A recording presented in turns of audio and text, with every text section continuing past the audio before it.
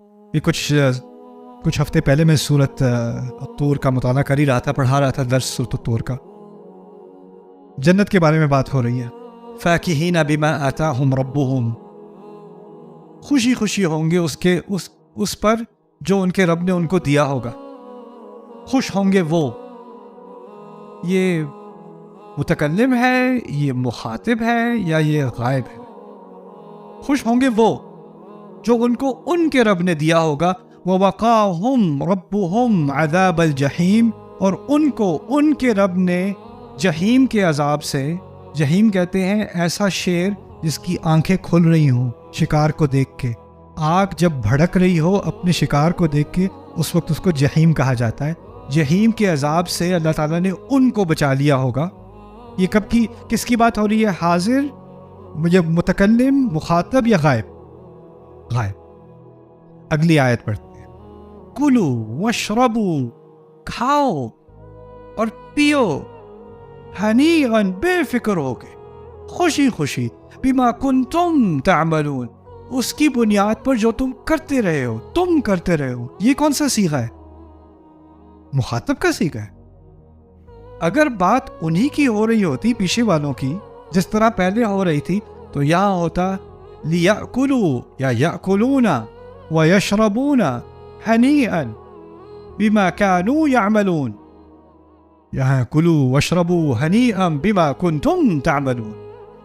عجیب کلام ہے. اچھا مجھے یہ بتائیں، جو بات ہو رہی ہے ابھی پہلی آیت میں کہ وہ بڑے خوش ہوں گے اس پہ جو ان کے رب نے ان کو دیا ہوگا، یہ ابھی کی بات ہو رہی ہے، مستقبل کی بات ہو رہی ہے؟ سب کو ظاہر ہے نا مستقبل کی بات ہوئی. تو دو باتیں نوٹ کرنی ہے اس کے بارے میں. وہ کسی اور کی بات ہو رہی ہے اور مستقبل کی بات ہو رہی ہے. غائب کسی اور کے بارے میں ہوتی ہے نا، کسی اور کی بات ہو رہی ہے اور مستقبل کی بات ہو رہی ہے. اگلی آیت میں جب میں کہوں کھاؤ پیو، دو چیزیں بدل گئیں. ایک تو مجھ سے بات ہو رہی ہے، کیونکہ مخاطب کون ہے؟ اب میں ہوں نا مخاطب.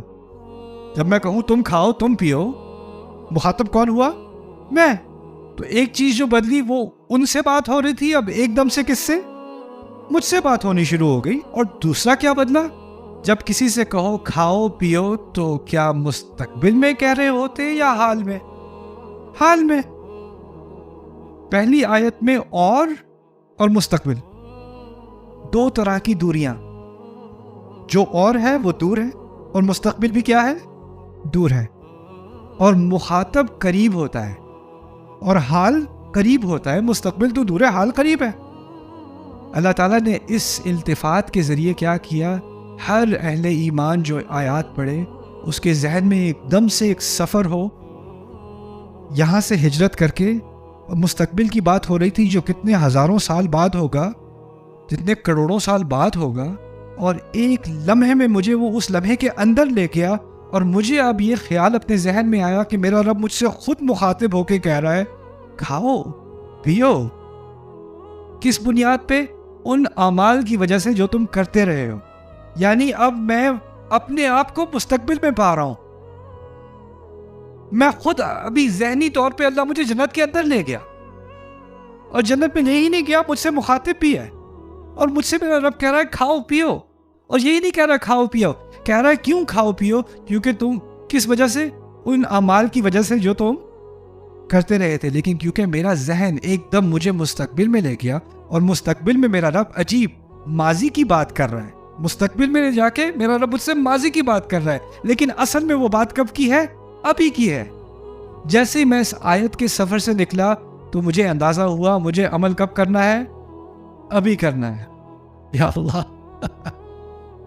کیسا وقت کا سفر. فاکہین بما آتاہم ربہم ووقاہم ربہم عذاب الجحیم کلوا واشربوا ہنیئا بما کنتم تعملون. اور اس میں سب سے بڑا تحفہ ان آیات میں تو وہ نے میں آپ کو بتایا ہی نہیں. اور وہ کیا ہے کہ دیکھیں، جنت میں کھانے کو تو ہے، جنت میں پینے کو بھی ہے. فرض کریں کہ گریجویشن پارٹی ہے، اسکول میں گریجویشن پارٹی ہوتی ہے نا، تو ٹیچر اسکول کو سجایا ہوا ہے اور سامنے جو ہے اچھے اچھے کھانے رکھے ہوئے ہیں، اور جو بچے گریجویٹ ہوئے ہیں وہ کھا رہے ہیں کھانا. پرنسپل آ کے ایک بچے کے ہاتھ کے کندھے پہ اپنا ہاتھ رکھ کے کہتا ہے بیٹا تم پہ بہت فخر ہے، مجھے بہت اچھا کیا تم، کھاؤ خوشی سے کھاؤ.